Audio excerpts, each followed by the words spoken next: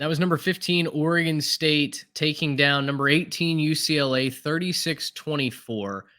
Now, look, I don't know that Oregon State is going to actually threaten the Pac 12 conference championship. When you look at their remaining schedule at Arizona, at Colorado versus Stanford versus Washington versus Oregon, they should be just a one loss team going into that final 2 game stretch.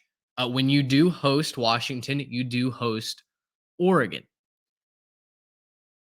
Oregon State to me is that girl that no one really paid attention to in high school, and then all of a sudden she's blown up, right? Out of nowhere, you're like, wait, who is that?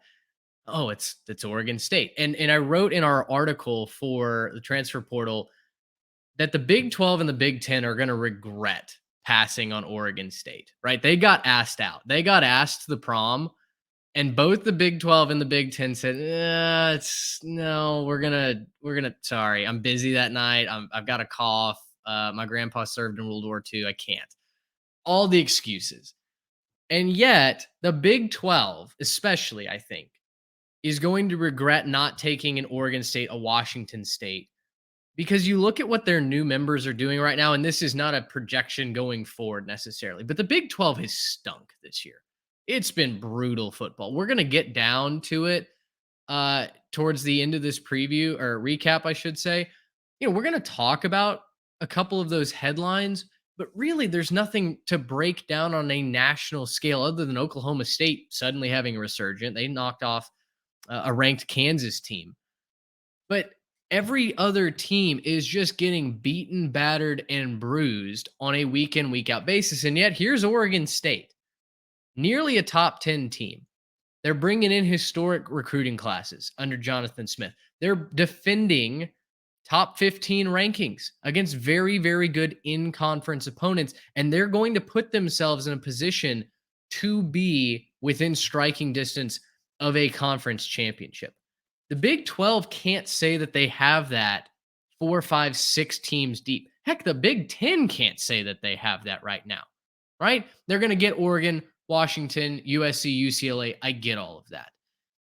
But Oregon State is going to be that X that you had, that old date that you passed on, that you went, if things were different, I wonder if it would have worked out. Oregon State is here to stay, and they're going to make the Big 10 and the Big 12 regret it. Well, and they're certainly looking good. I think my big takeaway from their game yesterday was how they were able to, win a little bit differently than their normal schedule is, right? Their normal schedule is they're a run team. They're going to throw effectively, but they're going to be real balanced on offense, and they're going to try to wear you down.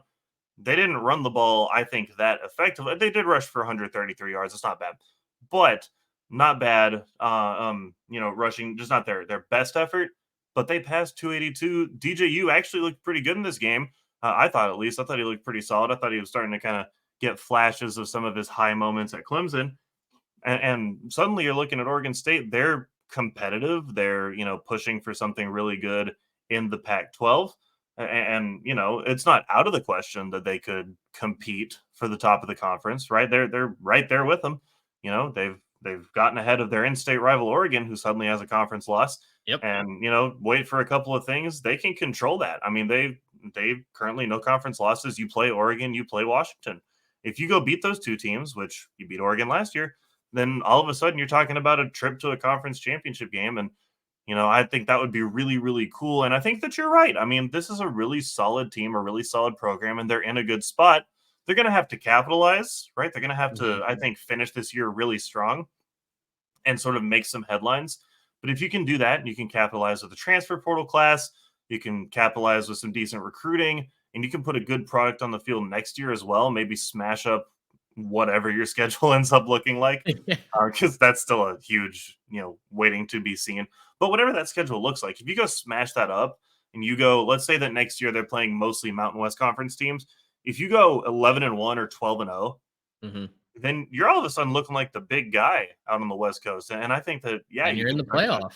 And you're in a playoff, dude. So you can leverage that, and you can start to kind of push and I think they're in a good spot. Now, out of this game, another interesting thing that I noticed again, Dante Moore another pick six. That's 3 of them. it's tough. He's got a lot of talent, but they're asking him. I think they're asking him to do a little bit too much right now, and I think the game's a little too fast for him. But look at the rushing yards. I mean, they ran Yep. the ball all over the yard. Carson Steele had a great game, and so I'm excited to see where they can go as well. I'm just not necessarily as high on them, I think, this year because of the Dante Moore limitations. I think if Yep. he can turn the corner, you never know.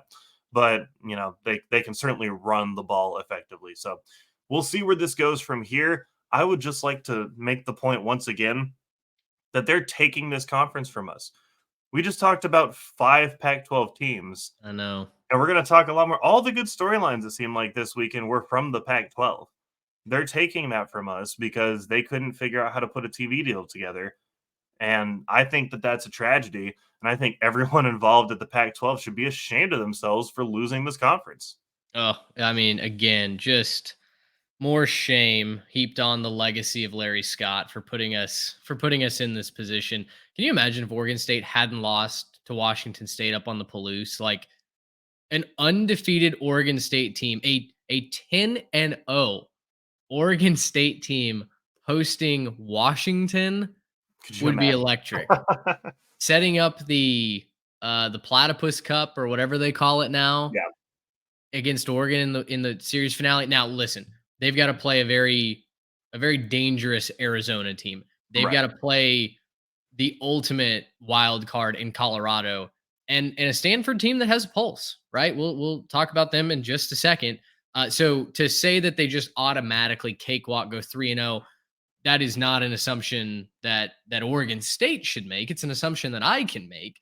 But the Beavers certainly can't, because if they do, they will drop another game. I'm just saying, boy, if we could have dreamed about an undefeated Week 11 matchup with Washington, that would have been just sublime. Gracious hip. How